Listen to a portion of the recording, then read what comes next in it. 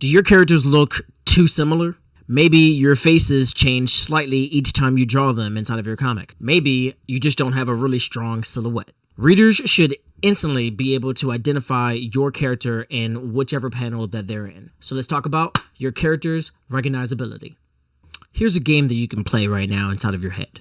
Close your eyes and think about every single character that you've ever seen in a fictional comic, anime, manga, cartoon, whatever. Now make them into silhouettes. Which ones stand out? These are a few characters inside of Hammer, and you might not know these characters because obviously this isn't like too big of a series yet. However, clearly if you know my style or if you've read Hammer at all, you might be able to pick them out. But this is what they look like without the silhouette there. In short, when I created these characters, I wanted them to be recognizable instantly. Sometimes I'm using the hairstyle to help out with that. Sometimes I'm using the outfit to help out with that. However, for you, what you need to make sure is that they are recognized by their silhouette alone. So when you think of Goku or Mickey Mouse or Luffy or Batman, Superman, whoever, think to yourself, what is making these characters stand out? Why can I recognize them as a silhouette? While you're thinking about that, let's look at this page. This is another character that I created a long time ago for a one-shot called Dragon Tooth. But here are the things that stand out in this particular silhouette. His weapon, his pants, his different shoes, and also his cape. So when you think about Batman, what's standing out? Maybe it's the horns. When you're thinking about Goku, maybe it's his hair. Mickey Mouse, maybe his ears. Bugs Bunny, maybe his ears. Obviously, the different body types. Think about Kuma from One Piece. Everything that we've worked on throughout this entire course up to now should be helping make your character recognizable. And if you've done all of that, hopefully the character that you've created and their silhouette is recognizable at this moment.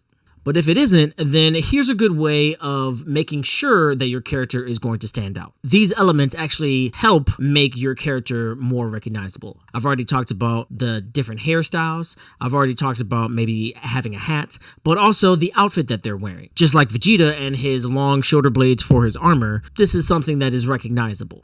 Now, if it's not silhouetted and you just see it as is, clearly it's even more recognizable because you can see a little bit more of the details. We all know that that's the Saiyan armor. We know that's Luffy's straw hat, Jotaro's hat hair thingy, Mickey Mouse's shorts. What makes your character stand out? Are they wearing something that is very, very cool or very unique? Is it big enough to be recognized immediately on your character? You can't just say, hey, he has a very recognizable watch, but it's very small and no one can see it immediately. One of the reasons why I believe that Clock Striker is such an amazing character design is because she is a black female. When you close your eyes and you think about every single character in anime or manga history, if you put Clock Striker's silhouette right there, she immediately stands out. She's short, she has a traditional black hairstyle. And if you take away the silhouettes and you just show exactly what they look like, clearly she stands out even more because she's the only black one there. I mean, there's other black characters, but black female, I mean, she's the first one, so. Sometimes the race of the character can be the recognizable feature, so you need to think about these things. Clearly, try to think outside of the box as well. Maybe that can just be an add-on, but you want to make sure that your character, no matter where they are inside of your comic, can instantly be recognized by whoever's reading your series. If they see a poster of your character, you want them to think, oh, wow, I know who that character is. If your character gets popular enough to become some type of Halloween costume, you want people to be able to say, I know who that is when you pass by and say trick or treat. These are the things that you want to have for your character. When I think about Stud, obviously he has the yellow gloves, he has the spiky hair with the swirl, he also has overalls that have one strap dangling behind him like a tail. He also has really big boots. I wanted his character design to be instantly recognizable no matter what. So if he did become some type of Halloween costume in the future, you would know, hopefully, that's Stud.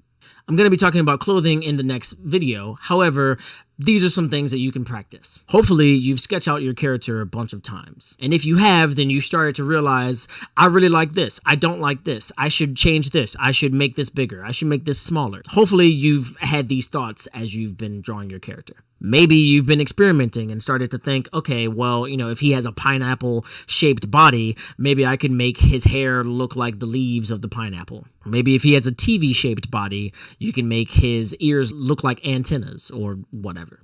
Everything that we've been talking about up to this point is going to help make your character look recognizable. However, if you focus on nothing else except for their silhouette, you're still probably going to come out on top. So again, constantly sketch out your character. Get used to drawing them on a regular basis. Get used to drawing certain things on them that stand out whenever everything is blacked out as a silhouette.